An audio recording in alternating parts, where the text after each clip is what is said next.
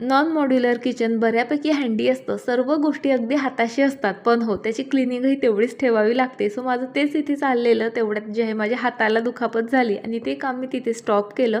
मस्त आंघोळ केली, फ्रेश झाली आणि ही जी थाली दिसते ना तुम्हाला, ॲक्च्युली ही काम स्टार्ट करण्याआधीच मी याला ऑइल पेंट केलं होतं आणि सुकण्यासाठी ठेवलं होतं.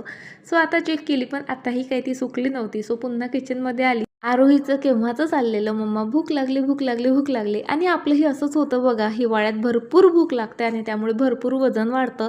सो भूक न लागण्यासाठी 2 सोप्या टिप्स सांगते. एक तर भूक लागली असं जाणवलं की भरपूर पाणी प्या, अगदी पोट डच्च होईस्तोवर. त्याने तुमची भुकीची जाणीव जाईल. आणि दुसरी टिप म्हणजे लाया खायचा प्रयत्न करा, मग त्या कशाच्याही असो, गव्हाच्या, तांदळाच्या, ज्वारीच्या किंवा मग मक्याच्या. त्या मुठभर खाल्ल्या आणि त्यावर पाणी पिलं ना, त्यानेही भूक जाणवत नाही.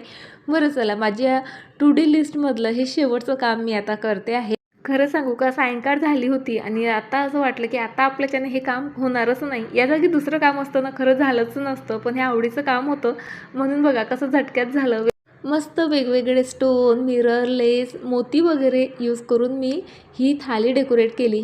नाही बरं का, ही.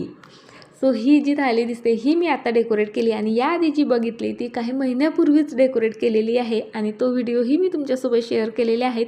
सो कशा दिसत आहेत दोन्ही थाली ते मला नक्की कमेंट करून सांगा. आणि हो, आता हळदी कुंकू येतं आहे, त्यासाठी तुम्ही अशा प्रकारे थाली नक्की डेकोरेट करून बघा. चला.